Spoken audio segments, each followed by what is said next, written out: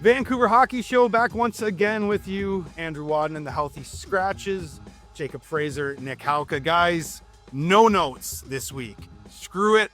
Burned the notes going into this. It's freaking Groundhog Day with this team. It feels like we did this podcast last week. A lot of the points that I at least put down to talk about this week. So let's just lay it bare here and try to figure out what the fuck this team is going to do moving forward. Because as we've seen this week, big win against the LA Kings, pulled it out of their ass after almost handing it back to them. Then they get up on the Ducks. And then what happens with that game? An absolute debacle. I don't want to reiterate all that shit. I don't really care anymore about that. We need to dive into this team. You guys are big fans of this Vancouver Canucks team, so I want to hear your thoughts on it because we're a week away as we record this from trade deadline. And there has been no new deal in place for Brock Besser just yet. Heard a report from Frank Saravalli of Daily Faceoff saying that the Canucks did offer a 5-year at $8 million AAV that the Besser camp turned down, not wanting that, wanting more term than the 5 years. Maybe we start there, guys. I mean, will Brock Besser, and I don't care who takes it from here. Let's just riff away. Is Brock Besser a Canuck come this time next week? He can't be. If he's saying no to 5x8, no, there's no way. I don't even think he's worth that. Obviously, I'm very low on him compared to other people, as we've been over a lot, but there's no way you can offer him more than that in my mind, especially with what this team needs. This team lacks puck carriers to get the puck into the zone on controlled possessions. He is not that guy. We know he's a pure goal scorer. There's a huge lack of that. You cannot have $8 million tied up in a guy like that when you have such a lack of forwards that are capable of doing critical things to win like that. Like, he needs to be moved. And again, he still has a decent amount of value. You can't risk not re-signing him. If he's saying no to 5x8, what are you gonna have to sign him to if that's what his camp says? You can't risk losing him for nothing. You need to move on from him, and you need to get something in return, because losing a player that is capable of scoring 30 goals in a season, and as we saw last year, he did get 40. I don't think that's going to happen again, but he is capable of scoring 30 goals a year. You need to get something for him. Yeah, I don't have so much of a problem with the cap hit there. Like, I think $8 million is a fair deal for Brock Besser. He's a good goal scorer, but like Nick said, it's the term for me. I don't think you can sign him for more than 5 years, and he's earned the right to go chase a bag. And really, this is like his last real shot to sign a long-term deal, right? So I think he's got to test the waters in free agency. And so, yeah, like Nick said, the Canucks need to move off of him. He's a good player. He's a good goal scorer, but the Canucks just don't have the right pieces around him. Nick talked about the puck carriers through the neutral zone. We don't have any of that. And you need a guy like JT Miller, who Brock Besser had so much success with, for him to be successful. And the Canucks obviously don't have JT Miller anymore. And so they just don't have the guys that are going to be able to set Besser up in the slot, set him up around the net. Like, I don't see him being that 40-goal guy here in Vancouver anymore. And so, yeah, you've got to move off of him and try to get some assets to make the team better for next season. This year's a write-off to me. Yeah. The cap hit right now is at 6.65, which when you start adding up the years as the cap's going to go up, I think you're right, Jake. $8 million probably isn't too far off, because I have seen some people stating, oh, no, he's not worth that. Give him $6 million. Well, guys, the cap is rising up. Like, it's going to be over $100 million in a couple of years. So I kind of think that makes sense. I think people need to start thinking about the percentage of the cap that the player eats up as opposed to the number. And at that point, it'll start to make a little more sense, I think, for some people. So I'm okay with the $8 million. I don't think he's getting 8x8, though. Like, if that's what he's holding out for with the Canucks, I think they're like, thank you for your service, but you'll be playing in wherever, pack your bags basically next Friday, best deal we get. So if that is what he's looking for, and he's been a good soldier, guys, he has. He took 2 bridges, Yeah. right? most players don't want to have that.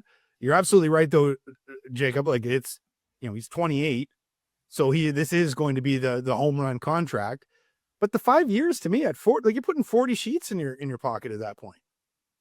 And then you're 33 years old and you can turn around and get another 3 to 4 year deal. Or if you actually prove that you can be more than what you are, maybe you hit another home run. And who knows where the cap is at that point, right? So I don't know if the Besser camp is playing their cards well here. But you made a great point, though, Jake, when you talked about JT Miller, because maybe Brock Besser's turning around and going, well, like, that was my guy. And they moved him. So now I want to get out of here. I don't know exactly what Besser's camp is thinking, if they are holding out, or maybe they're just trying to make a power move to be able to get out of Vancouver. But I'll tell you what, like, who's going to trade for Brock Besser right now? Who would need Brock Besser as a rental going into the playoffs?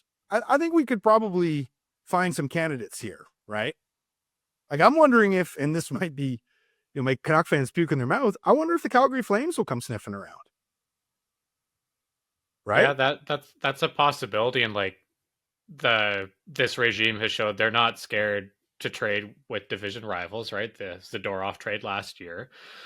So that's a definite possibility. They are trying to make their playoff push, and things look a little more optimistic with them than they do with us. With Dustin Wolf, you have the young goalie that we're talking about pre-show.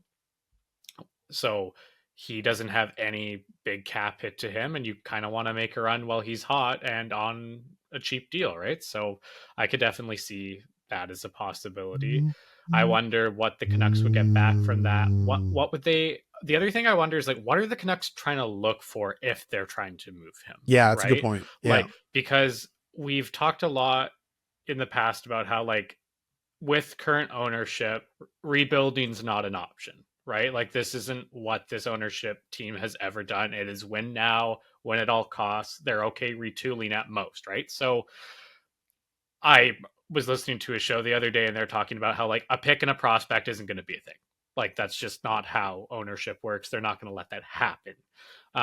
So what do you get back for him, right? Like, what should they be looking for? Are you looking for a guy kind of early-ish 20s, like 23 to 25? Maybe a pick that you can swing or something like that, but it's definitely not going to be a prospect and a pick. It's got to be someone who can help right now. Well, and talking about Calgary, I remember not too long ago, actually, the Canucks were talking to the Flames about Connor Zary. So that's a name that I think could be involved in some kind of Besser trade. I mean, from a Flames perspective, I don't know if I'd do that. Like, Zary's a really good young player. Obviously, he's not quite what Brock Besser is, but he's only 23 years old. He's got 22 points in 43 games this year. Like, he's a pretty solid young player, but Besser definitely would bring a lot to their top six. I got their lines in front of me here. They got Blake Coleman on the right line on their second line. So he'd definitely be a huge upgrade. He'd be an upgrade over Coronado right now as well. So, I think there are definitely some pieces that the Canucks would be interested in getting back from the Flames, but like you said, Nick, I don't see them really wanting picks or prospects unless they can flip those. And with the deadline being a week away, there isn't a ton of time to flip those, right? So I just don't know if I see Calgary being a super realistic possibility unless the team goes, okay, this year it's a write-off. We're going to bring in some pieces and then look to make some upgrades in the offseason. What about, Coronado's a good name as well. Like, Zary there. I mean, those are two guys that you could plug into the lineup essentially right away. Now it's a bit of a risk.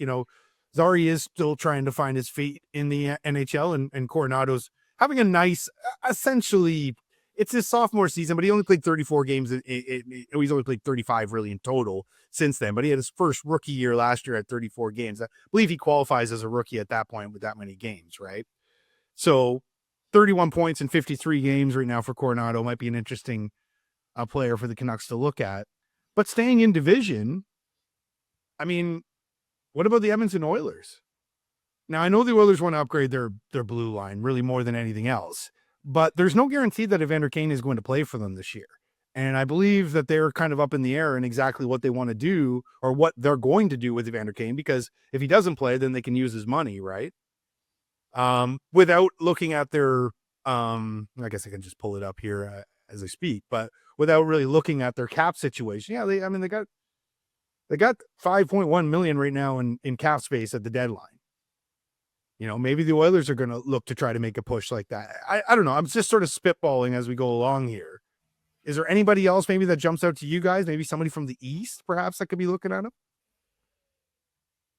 Yeah, I mean, I wonder, could the New Jersey Devils have any interest in him? Like, they're a good team. They have a lot of pieces that would fit around Brock Besser. Like, you got Jack Hughes and Jesper Bratt. They could be, I think that would be a really good line. You got two guys who can skate, move the puck well, and Besser can be the finisher on that line, right? A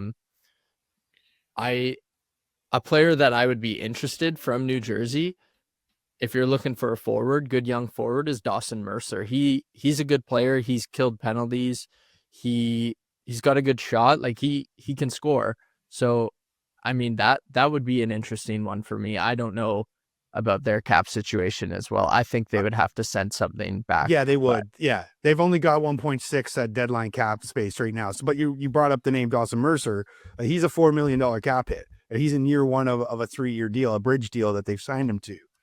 Well, and with the Canucks with Besser's contract only being for the rest of the season, I could see the Canucks retaining 50% of that salary too. Yeah, that's true. Yeah, maybe even more. Definitely. He's a nice looking player, actually, as I dig into the stat. I mean, I've always known the name Dawson Mercer. I haven't really paid a hell of a lot of attention. Good Newfoundland boy, too. You don't see many Newfies in the league. Love that.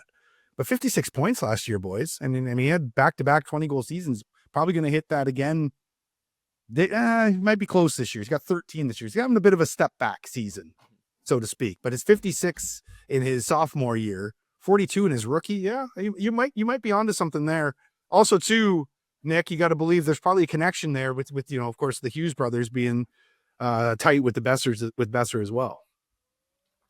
Yeah, it's definitely a possibility. I like what you said, Jake, about Dawson Mercer. I think that's the type of player you try to bring in.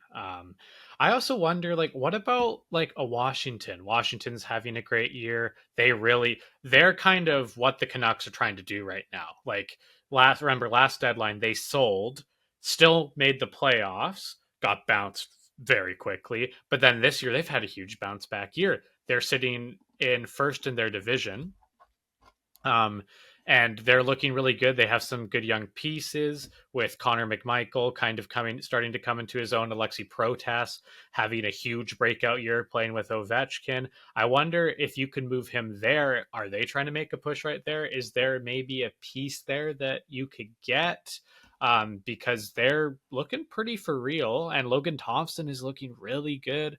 I wonder if there's someone that they could make a move for within their forward core here. I'm just the one thing about Washington, I love your point though, in terms of the Canucks Washington did last year like Sellers. The Canucks should do the same thing this year, because it looks like the Canucks are just going to get steamrolled in the first round. Like they're kind of just in that position right now by default, because nobody's really grasped it just yet, with everybody sort of hovering around that last wild card spot. But Washington had an incredible offseason. Whether it was making deals to bring guys in, the PLD deal for Darcy Kemper, that's been a great move for them, right? Both guys just change the scenery, and it's both working out for them. You brought up Protas. I don't think they're moving Protas. I think they I was just saying that him coming into his own has helped them. Yeah, there's no way we're getting that guy. I'd love to have him, but Connor McMichael's a really nice looking player too. There, I think they love those guys too much. I wonder if Washington just goes, you know what? We're in a really good spot here. Why mess it up? Sure. Mm-hmm. I think Washington could use a center. I don't know if Besser would be a great fit there. Like, looking at their middle, they got Nick Dowd, Lars Eller, Dubois, and Dylan Strome. I think they could use a little more center depth. But yeah, I mean, really, whoever comes calling with the best offer could end up with Brock Besser in a week. Yeah, we spitballed this last week a little bit, because we are going to talk about Elias Pettersson, because the struggles just continued. Off the top of the show, I said Groundhog Day. What's been like that for PD all season, right?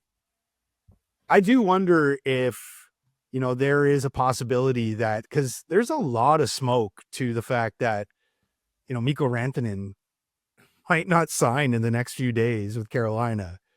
What a risky trade for them to make. It's a head scratcher. They kind of did the same thing last year with Jake Gensel. I know they didn't move a piece like Natchez, but like risky deals to do when you can't, guarantee that you're going to sign the player.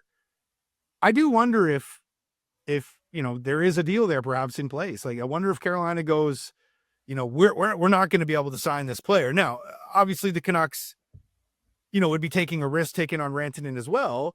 But I ask you guys, like, would bringing in Rantanen and perhaps having, that chance to sign him to that extra year of 8 years if they make the deal or have him on their roster, right? But that extra shot to get that extra year still, maybe, hey, listen, come here, see if you love it here. Because most guys have come to Vancouver and are like, wow, I love playing in the city. I mean, we all love living here. It's probably the best city in Canada. So I do wonder if there, perhaps is worth the risk for the Rutherford regime to do this, because you kind of get out from underneath Petey. I know that some people still are holding out hope for him. Boys, I have lost it a long time ago with that guy. I told you guys months ago that I thought JT Miller should be the guy that stays if you're going to try and make a push with this current team, right? And now that you've moved on from JT, I think the timeline sort of changes for the Canucks in terms of like, well, maybe we're not as close as we thought we were, right? And we might need to add a couple more pieces, the Washington sort of thing. But I am completely wary that Elias Pettersson is not the guy you want to hitch your wagon to as your superstar. So I'm wondering if there could be a deal in place there with Carolina, and would it be worth that risk to perhaps, try to do it? Because if you could get Rantanen locked up, I mean, that's a fucking home run, right? It would be. I'm not risking that for PD right now, because despite everything going on with him and how he has been absolutely invisible, I think teams still kind of hold him in pretty high value because he's so young still, and you've seen what he's able to do. And I think a lot of teams think that they can fix a player like that. So I'm not, for him, I know he has the 11.6 cap hit, and he definitely is not flying at very high cap trade value right now. I'm not moving him for a maybe guy like Rantanen. I'm getting pieces that I know for sure I can either move or that are on my roster, because you can't give that up for nothing. And I hear what you're saying about like maybe like Rantanen will fall in love with the city. And but dude, so sorry, but you can. But the thing is that you get out from underneath that contract at that point. Yeah. Right. So then you go into free agency. You have an offseason like the Washington Capitals had, where they're able to, make some good deals, able to bring in some guys. Right. I don't know if we can fit. I don't know if the Canucks can sit there and live in hope anymore with this guy, because that's what it feels like. Yeah. Do you think they're having trouble moving him though, or do you think they're just kind of waiting for the right deal to come along? Yes, yes. Yeah. I think, yeah. I'd hedge that. You got to keep in mind too, Rantanen's had some salary retained, right? Mm-hmm. So if you could, I mean, I don't even know if Carolina would want 1-for-1. They might not. Like, they may not like the player, because we know that they were close with Natchez, were they not? And they decided to go for Rantanen instead. What a twist that would be, though, if they sell off, Natchez and bring in Rantanen and then eventually move Rantanen to Vancouver. That'd be incredible. But I do wonder. I do wonder if that might be the sort of right play for the Canucks. It's like, okay, we lost the player, but we've got all that cap space now, which is as we know is gold in the NHL. Yeah, I agree with Nick, honestly. Like, I think I would look to move him somewhere else where you can bring in a couple pieces that maybe fit the timeline. You've got them locked up more long term. I'm not in love with what's looking like is going to be available on the free agency market. There's a few guys that I like. Obviously, Mitch Marner, Mikko Rantanen, if they end up there, then those are guys that every team in the NHL that has money is going to be going after. But other than that, like there's Sam Bennett, and really like not a ton else for me. I think you're better off, honestly, getting two 25, 26-year-olds, some guys that are similar in age that can add a little bit more depth to the forward group, that still have some growth potential, that in a better situation like Vancouver where they're going to be getting top 6 minutes. Maybe it's a guy that I'm trying to come up with names on the spot here, but say Dawson Mercer, for example. Like if it's a guy like that who right now he's playing middle 6 minutes, but he's shown that he can be a good player, come to Vancouver, really take that next step, and then you still have some cap room going into the offseason as well to bring in a guy. I mean, I've fallen in love with Sam Bennett. I want the Canucks to grab him so badly. I've got the UFA list up in front of me as well, and his name was the one that jumped off the page to me right now. Mhm. He's not that guy that's like, he's 37 points, 58 games, but it's the intangibles with him, right? Yeah. Like the guy is just an absolute warrior, and he's kind of a silent killer. He doesn't really show a lot of emotion on his face. He's just, you know what I mean? He's like a psychopath almost out there, right? But he's come a long way from not being able to do one pull up at the chin up. NHL Yeah. combine. Yeah. Yeah, that's You what a think turnaround that was. what was the trade for Sam Bennett? That We were looking at this the other day. It's bad. What was it, Yeah. Jake? It was It was a I got it open here. Yeah. It's a traded from Calgary with a 6th-round pick in the 22 draft, which is Gustav Karlsson, to the Panthers for Emil Heineman, and a 2nd-round pick, which ended up being David Goyette. And David Goyette has played 35 games with the Coachella Valley Firebirds in his 2nd season with the Firebirds. So still a prospect, I guess, with Coachella, but that means that he's now with the Kraken, right? So that's been moved on. Yeah, so it's an awful trade, just an awful trade. And yeah, like as you sort of, you are right though. Like if Mitch Marner goes to market, I mean, but that's the thing too, guys. Like if you do clear up this space, and if Rantanen and Marner go to market, then you're almost looking like geniuses at that point, because Vancouver's a very attractive place to sign in, with some good pieces here still, right? Like even if you subtract Petey, I think if you could attract somebody like Marner or Rantanen, they might look at, hey, I could play with Quinn Hughes, and they got solid goaltending there, and they need to tinker a little bit, but hey, this could be the spot, right? Although Mitchell Marner might want to get out of a Canadian market, though. Yeah, he might want to. He used to whipping boy in Toronto from time to time. Well, rather than like trading for Rantanen, then why don't you like go to a place like Buffalo and get like a Dylan Cousins and maybe like a Yuri Kulik or something along those lines, to have like someone who's ready now in Cousins, or about to be. I know he hasn't had a great year, but he's kind of in that time frame. And then Kulik, an up and comer who is, I really, really like his game personally, but someone like that, a younger prospect starting to come into his own this season. And then in the offseason, you have cap space because Cousins' cap hit isn't that high. And then you can make a run for a Marner or a Rantanen, and then you get it's like a 3-for-1 technically, rather than. But I mean, I kind of like that idea better, to be honest with you.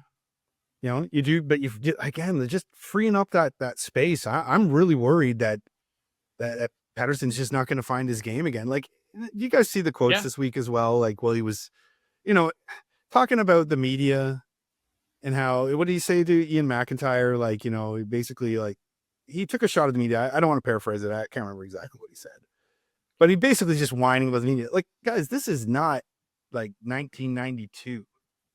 No, there's not 100 guys. 2010. Yeah, exactly. This isn't exactly. There's not a 8-10 guys on the beat, like, that are on the road. On the road right now, there is the Canucks.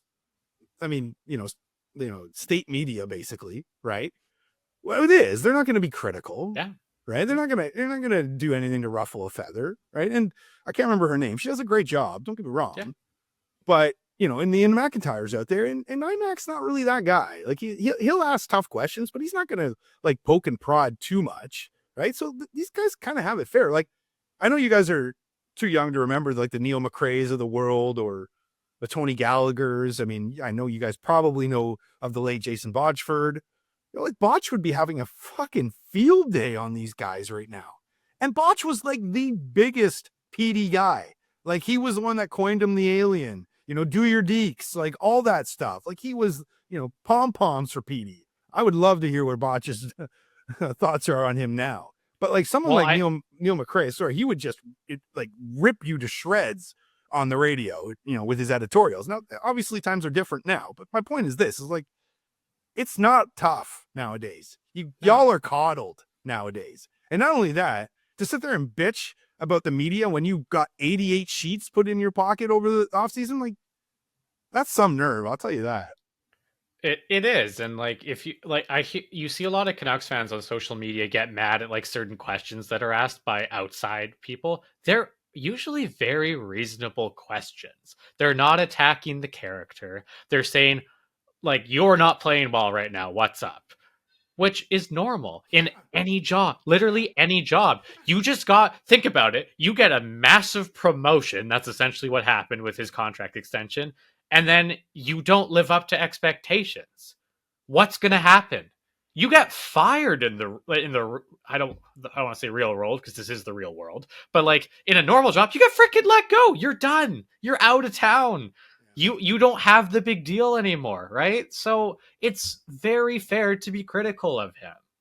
Well, and in the real world, some of those jobs come with a probationary period. It's unfortunate. That, hey, this no trade protection, I know it's more of a CBA thing than anything else, but this no trade protection might be that right there, right? That might be it. Hey, I tell you what, PD, enjoy your time in Chicago. Just right, like the I mean, don't get me wrong, it'd probably be pretty good for the Blackhawks to have him and Bedard down the middle. That is, if he could ever find his game again. But again, at this point, the Canucks hold the cards, man. They absolutely hold the cards. And in fact, if they are wavering at all on this player, like, time is now, because you got 31 other teams that you can deal him to, and he can't say anything outside of the fact that you got to make the dollars work, right?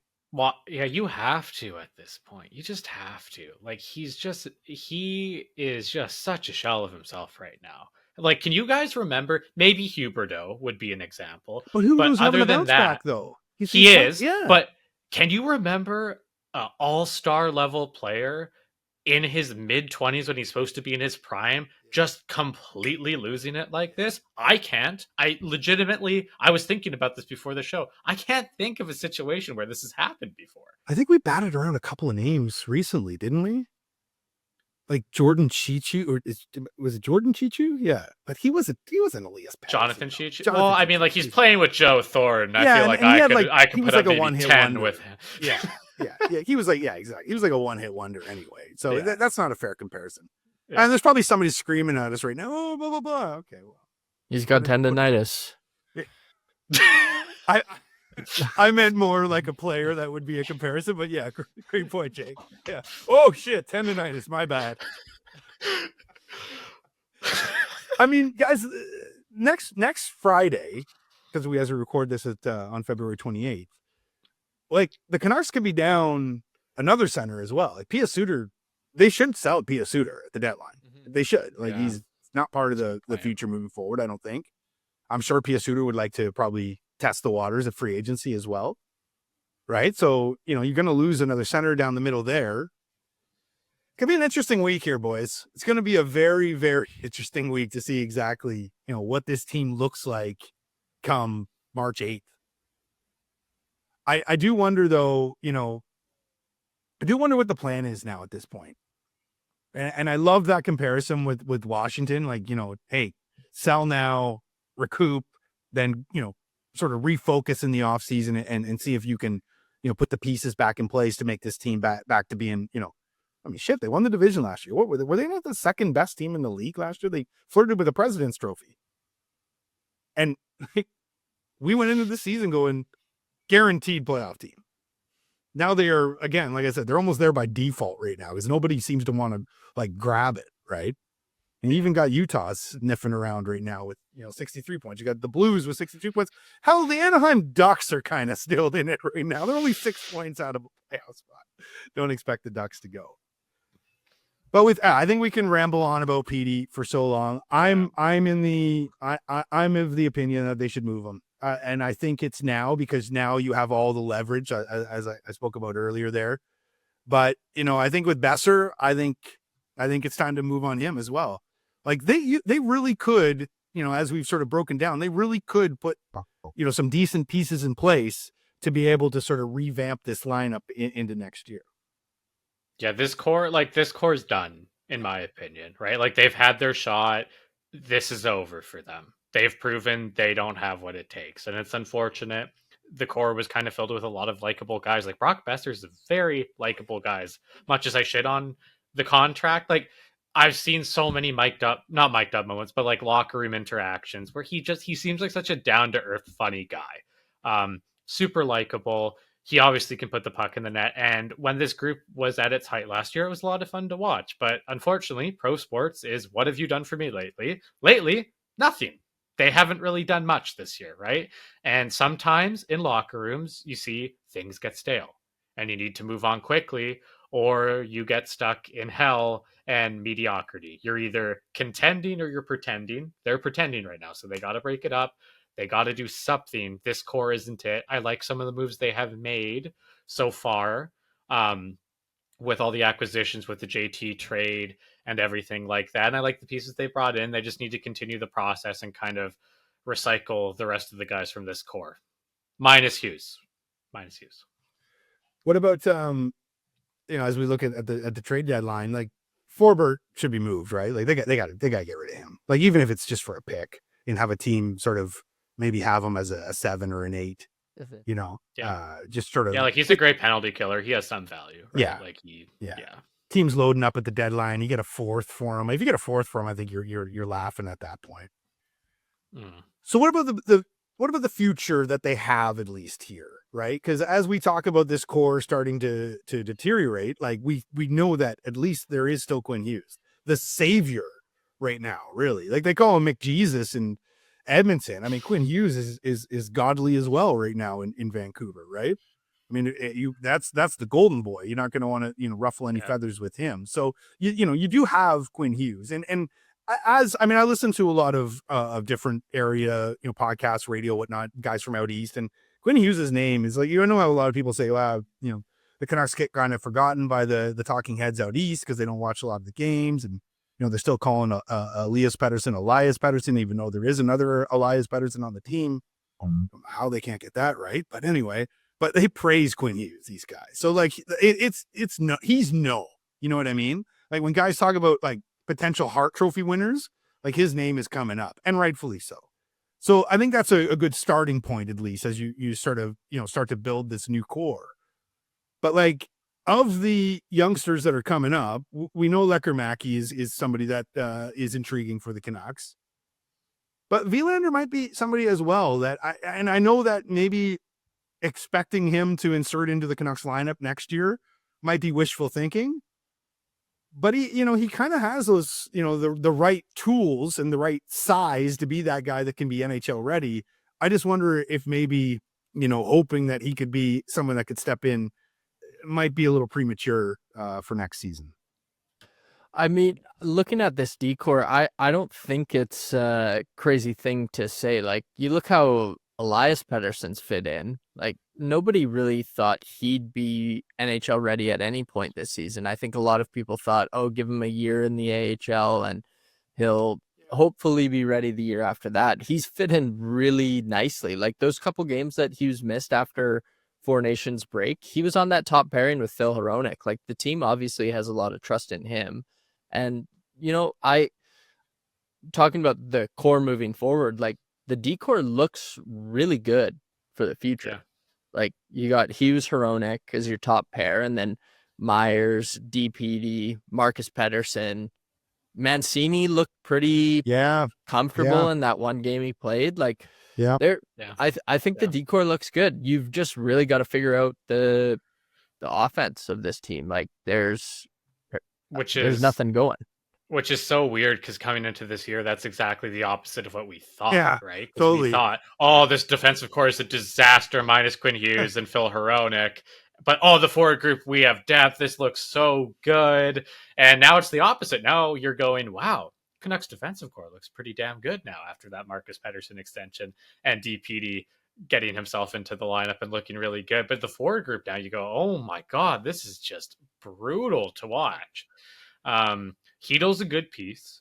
I think he needs to be a second line center, third line probably ideally, but second line, I think you can get away with it for now. But his puck moving ability and the way he can actually work laterally to get into the zone, get possession is something that we're really lacking. Drew O'Connor is a really good addition. It's just everyone else around. Yeah. Well, and that's the ironic thing about all this as well, is that their strength going into this season was how much, they had down the middle, right? When you had Miller and Pettersson as your 1 and 2, like very few teams could rival that going into the season. And of course, Brock Besser coming off a 40 goal season. I mean, everything went right last year, then everything is going wrong this year. But you're absolutely right about that decor. They've sort of flipped the script on the whole thing, right? And there's a lot of people that are really high on Mancini. There's a lot of people that are like, that's going to be the guy that people rave about out of that trade. Now we'll let that play out. But as we sort of broke it down there, yeah, like you guys are right. Like probably Vilander might not be needed next year. Like sort of let him sort of cook down in the AHL. He's having a nice year, by the way, at BU. Just sort of pulled it up here. He's had 20 points in 31 games. And I don't think he's known for his offensive attributes, right? Or at least that wasn't the scouting he's report. more of that defensive guy on a pairing with Cole Hudson there, who's like their fourth forward, basically. Yeah, he's an absolute stud. Lane Hudson's brother, right? He's there. They're absolute studs. Those kids. Mm-hmm. Yeah, no. So yeah, maybe Vilander is not. I think Lekkerimäki will be expected to make the jump next year. I don't know how much you guys have been keeping tabs on him down in the AHL, but he's looked really good. Yeah, good. I mean, he's a great skater, has an unbelievable shot. I kind of think he'll be slotted in somewhere in the middle six next year, probably on the third line, but getting some power play time. But yeah, I mean, if you can have him, Mancini, DPD, Willander, if you can have all four of those guys playing at some point next season, you got 4 guys on ELCs. Yeah. That's a great spot to be in for a team hoping to contend. Yeah, and that's where they fucked up before when they had, Hughes and Pettersson and Besser. I don't know if Besser was on an ELC at that point, right? They never were able to capitalize, while they were on those cheap tickets. How about spitballing this one out loud as I just sort of peruse the Canucks cap here? How about Connor Garland? Could he be in play next week as a trade chip? I know nobody's talking about it, but he's only got 1 more year left after this. Teams like picking up guys with term, get 2 playoff runs out of. He's 28 years old right now. Could Connor Garland be in play? Yeah, I mean, if you don't think the timeline is in the next couple of years, yeah, like he could be. I love him. Like, I know I just shit on the forward group. He's not a problem. He's great every night. He always brings it. He plays so much bigger than I think he's like 5'8". I know he's not listed at that, but he looks like he's 5'8", and I would know because I'm also 5'8". So he brings it every night. He's probably pretty valued around the league, especially for a true contender. Having that guy in your third line, wow, like that's a big piece for teams trying to make a push. So yeah, definitely I could see that. He's not going to be part of the future, right? They're not going to re-sign him after next year. No. It'd be late 20s at that point. Are you going to hitch your wagon to Connor Garland he'll probably be looking for a 5 or 6 year deal at that point. Yeah, and if you're hoping that Lekkerimäki can be a top 6 guy, I mean, I think that kind of drops Garland down the lineup, and he's not going to sign for a third line salary, right? Like he's having a great year this year. I'm assuming he's going to have another good one next year. So especially contract year players tend to do that. So yeah, I hadn't thought of that possibility, but yeah, I could definitely see it. I do wonder though, like Nick, you say that he probably holds a lot of value around the league. I don't know. I think he's so valuable to the Canucks lineup that I don't think the team is going to get what Rutherford values him at. You know what I mean? That's fair. That's fair. But if he's not a part of the future, who cares? Do you know what I mean? Like at that point, it's cap space. He makes too much money for what? He doesn't make too much money now. He got overpaid early in that contract, right? It's almost $5 million contract, and Arizona was one that gave him the deal. But like, if he's not a part of the future, move him, because the cap space is more value than what he is. Yeah, I wonder if you can get like a true third line center maybe for him or something like that. They have one. His name's Philip Hedl. I'm sorry, I don't see Phil Hedl as a second line center. I don't. Like I like his game. I don't love his game. We need more bodies down the middle. That's true. A glaring issue after JT leaving. Yeah. So I mean, what would Connor Garland's value be? It's not going to be for any sort of top prospect. Like it might be a third rounder at this point, guys. And honestly, I'd probably just take it. I think the Canucks need to do a complete, don't worry about this year. You're not going to do anything. There's not 100%. A chance in hell you're going to do anything in the playoffs. You're not going to get on this magical run. It's not going to happen. Well, shit, that game against Anaheim, that back-to-back just blows my mind. Like you get this, almost handed over to the Kings. This is the team that you're fighting with right now. You really want that third spot in the division. The Kings are stumbling a little bit, leaving the door a little bit open for you. You pull off the victory, although you gave them a point. And then you go into Anaheim and just puke all over yourself after having a 2-0 lead to the freaking Ducks. Like that just encapsulates. Shelov's had a tough one. Yeah, fourth goal. I don't blame him for. The first three, those just can't go in. He plays so deep in his net. He plays really small, and teams have figured that out. Like teams are just peppering him from the point, getting traffic, and it's causing a lot of problems for him. Well, like what goal was it? Like the third goal, the Strome goal, he's way too far over, and he just goes short side and gets sniped. And then the other two, he's just literally inside of his net. And I don't remember if it's the first or second one, but it was the one timer, just from the dot. He's in his net. If he even walks out a step or two, he's in the way. But I don't get it. I really don't get it. Let me throw another one at you guys, because I'm just looking at the salary cap and looking at how many years are left for guys, who's available, for market perhaps next year. But Kiefer Sherwood got another year left on this. I know that Canuck fans love him, but if they are going to do this sort of reset, again at 29 years old, I don't think he's a part of the future. I think Kiefer Sherwood might have some value on for a team looking to make a playoff run. He's a playoff type player, right? He brings it every single night. I wonder if perhaps he could be dangled at because the Rutherford's going to do everything they can right now. They love this shit. Jim Rutherford loves this stuff. He's usually successful with it as well. Yeah, I mean, it depends. If you want to contend next year, I think you hold on to Sherwood. Okay. Those Sherwood, O'Connor, those are the kind of guys that you want in your bottom six. And so I think you hold on to those and try to rebuild that top six, try to get more speed in that top six and more playmaking, scoring ability, more offense in there. But I would hold on to Sherwood just because next year you could probably get similar value to what you could now. Yeah, sure. It's not, yeah, get to that point, and then if you're not where you thought you could be, then just move him. He's also 1.5, right? It's not hurting you moving forward, right? But listen, if you might be able, if you put him out there to GMs and say, hey, if you come out with the right thing, we might be able to talk about Sherwood. You might get overvalue for him, right? Mm-hmm. Just because I think he could really help out a team looking to make a deep run in the playoffs. He's such a, I don't want to say pest. I don't think that's the right word for him. He's just out there just hitting everything, right? And he jaws a lot too. You see how much he talks to guys. I like Kiefer Sherwood's game, but I think I agree with you though. Maybe it's just best to, see what they can do in the offseason, because you will need a piece like that for next year. Nils Höglander kind of feels like that guy for me as well. I know it's not been the best year for him. His goal, what was it the other night? Was it in the LA game? But again, like, yeah, and also too, Nils is 24. Like, I think you can have time to let him have a step back season and sort of see what you got moving forward.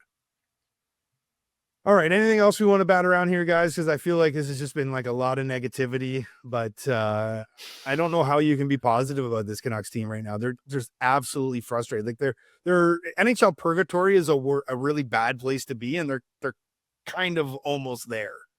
You know, they're not quite, you know, a Utah, I guess, who would have been Arizona, you know, before, because they've kind of been in that middle ground for a while now. They're not quite that team, and I know Utah is sort of sneaking up there, but you know, like even like a team like Ottawa in the East, you know, they got a lot of talent, but they're just kind of not quite a playoff team. Like, I think that's just where the Canucks are right now, and so trying to be positive about it, I think you'd be fooling yourself. But you know, maybe you can talk yourself into this team, you know, making some good moves in the off season, and maybe some good moves heading into trade deadline here to try to get this thing back on track, because boy, it's been a huge fall from grace for the Canucks this season. All right, boys, let's put a bow on this one. For the Healthy Scratches, I'm Andrew Wadden. Thanks for listening, everyone.